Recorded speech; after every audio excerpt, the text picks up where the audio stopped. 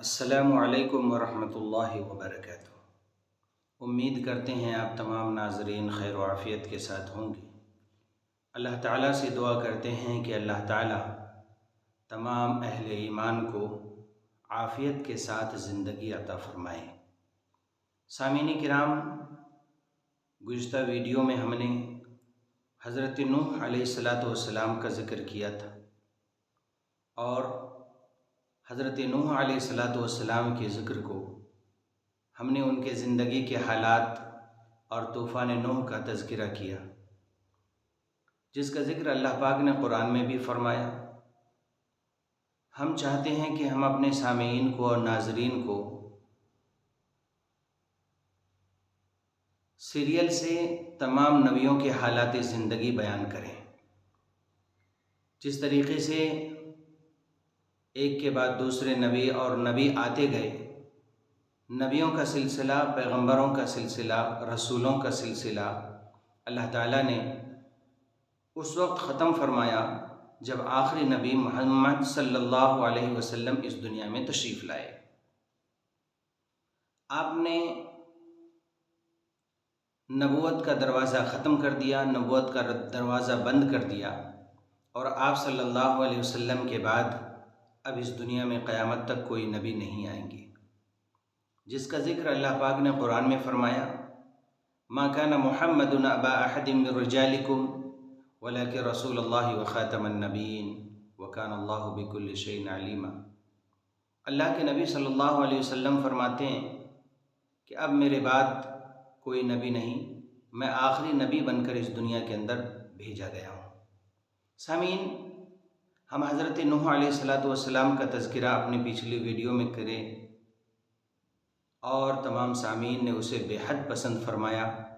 میں شکر گزار ہوں ان لوگوں کا جن لوگوں نے ویڈیو شوٹ کرنے میں ہماری مدد فرمائی۔ میں اپنی ٹیم کا شکر گزار ہوں، اور تمام سامعین کا بھی شکر گزار ہوں کہ انہوں نے ہماری محنت کو قبول فرمایا اور ہماری باتوں کو غور سے سنا اور بہت سارے کمنٹس کیے، اور ہمارے چینل کو آگے بڑھنے میں طاقت اور ہمت ہم سب کو عطا فرمائی۔ میں آپ تمام سامعین کا اور تمام لوگوں کا شکریہ ادا کرتا ہوں جنہوں نے ہماری ویڈیو کو سنا اور لوگوں تک پہنچانے میں ہماری مدد کی۔ ہم اپنی بات کو آگے بڑھاتے ہوئے حضرت نوح علیہ السلام کے بعد حضرت ہود علیہ السلام کا ذکر کرتے ہیں۔ حضرت ہود علیہ السلام اللہ کے نبی بنا کر بھیجے گئے تھے، اور حضرت ہود علیہ السلام کا ذکر قرآن پاک میں 25 مرتبہ آیا ہے۔ حضرت ہود علیہ السلام بڑے پیغمبروں میں شامل ہیں۔ عرب کی ایک قدیم ترین قوم کا نام ہے، جسے ہم قوم عاد بھی کہتے ہیں۔ یہ قوم جنوبی عرب میں آباد تھی، عمان سے لے کر یمن تک 13 برادریوں میں پھیلی ہوئی تھی۔ ان کا بڑا خاندان تھا۔ ان کی ملک کی راجدھانی یمنی شہر حضرموت تھی۔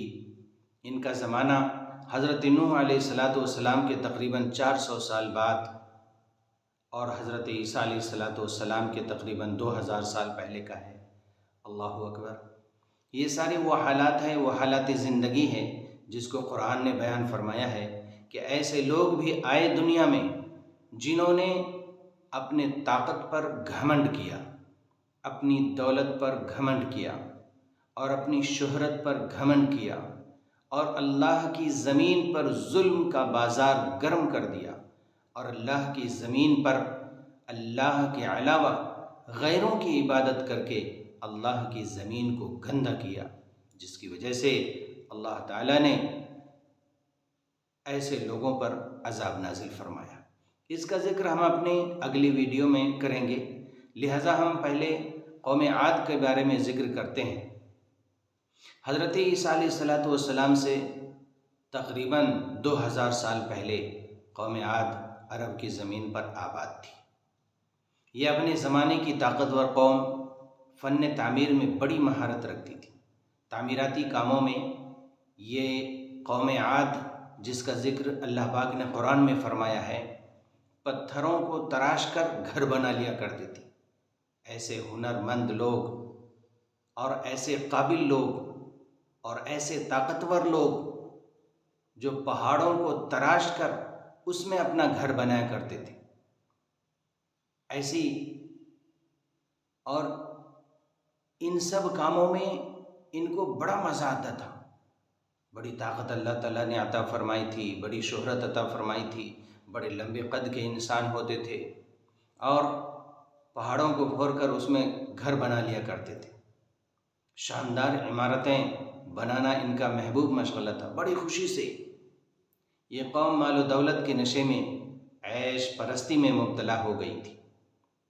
جب مال و دولت آئے تو یہ اللہ کو بھول گئے، اور عام زمانے میں اپنے ماحول میں بھی ہم دیکھتے ہیں کہ جب لوگوں کے پاس کچھ مال و دولت آ جاتی ہے تو ایسے لوگ اللہ کو بھول جاتے ہیں اور اللہ کی نافرمانی کرنے لگتے ہیں اور گناہ کر کے اللہ کی زمین کو گندہ کرتے ہیں۔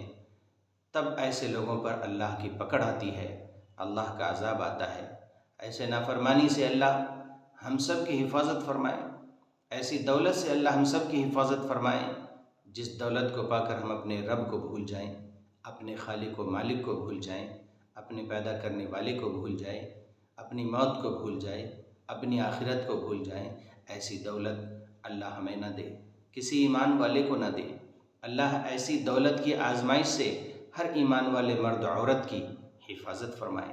میں یہ عرض کر رہا تھا کہ نشے کے عالم میں یہ لوگ اللہ کی نافرمانی کرنے لگے، کمزوروں پر ظلم کرنا اس زمانے میں بھی تھا۔ حضرت عیسیٰ علیہ السلام سے 2000 سال پہلے کا واقعہ میں بیان کر رہا ہوں قرآن کے ذریعے سے۔ قرآن کی خبر کے مطابق 2000 سال پہلے یہ قوم عرب کی زمین پر آباد تھی اور اپنے سے کمزوروں پر ظلم کرتی تھی۔ تب اللہ تعالیٰ نے ان کو ہلاک کیا، ان پر اپنا عذاب نازل فرمایا۔ آج بھی جو لوگ اپنی طاقت کا استعمال کر کے اپنے سے کمزور لوگوں پر ظلم کرتے ہیں وہ اللہ کے عذاب کے لیے تیار ہو جائیں۔ اللہ اس وقت بھی تھا، اب بھی ہے اور قیامت تک رہے گا۔ اللہ کمزوروں پر ظلم کرنے کو پسند نہیں فرماتے۔ عیش پرستی میں، دولت کے نشے میں اگر اللہ کو بھول جائیں، اللہ کو یہ بھی پسند نہیں ہے کہ اللہ کی دی ہوئی نعمتوں کو استعمال کر کے ہم اللہ کی نافرمانی میں لگ جائیں۔ یہ کون سے انصافی کی بات ہے؟ اللہ نے جو نعمتیں دی ہیں اس پر ہم شکر کریں۔ اللہ پاک قرآن میں ارشاد فرماتے ہیں، لئن شکرتم لازیدنکم، میرے بندو اگر تم میری دی ہوئی نعمتوں پر شکر کرو گے تو ہم تمہاری نعمت میں اضافہ کر دیں گے، ہم تمہاری نعمت میں برکت ڈال دیں گے۔ سامعین کرام، بات ذرا لمبی ہوتی جا رہی ہے، آپ سے گزارش ہے کہ آپ ادباً پوری ویڈیو کو سنیں، انشاءاللہ ایمان تازہ ہوگا۔ میں یہ عرض کر رہا تھا کہ کمزوروں پر اس زمانے میں بھی ظلم ہوتا تھا، آج بھی کمزوروں پر ظلم ہو رہا ہے، لیکن ہمیشہ اللہ کمزوروں کے ساتھ ہوتا ہے، ہمیشہ اللہ مظلوموں کے ساتھ ہوتا ہے۔ چاہے ظلم سہنے والے کوئی بھی ہو، مسلمان ہو یا غیر ہو، انسان ہو یا جانور ہو، ہمیشہ اللہ مظلوم کے ساتھ ہوتا ہے۔ ظلم کو اللہ پسند نہیں کرتا اور اللہ ظالم کو بھی پسند نہیں کرتا۔ اللہ تعالیٰ جب تک موقع دے رہا ہے، لیکن جب اللہ کی پکڑ آئے گی، چاہے ظالم کتنا طاقتور کیوں نہ ہو، بڑے بڑے سورماؤں کو زمین کے اندر دھنسا دیا گیا، زمین میں دفن کر دیا گیا۔ ہمیشہ اللہ مظلوموں کے ساتھ ہوتا ہے۔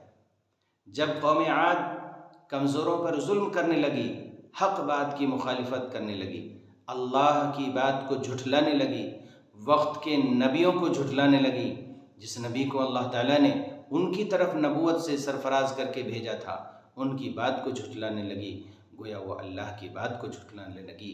اور اللہ کی نافرمانی جب حد سے زیادہ بڑھ گئی تو اللہ تعالیٰ نے حضرت ہود علیہ السلام کو نبی بنا کر ان کی ہدایت کے لیے بھیجا۔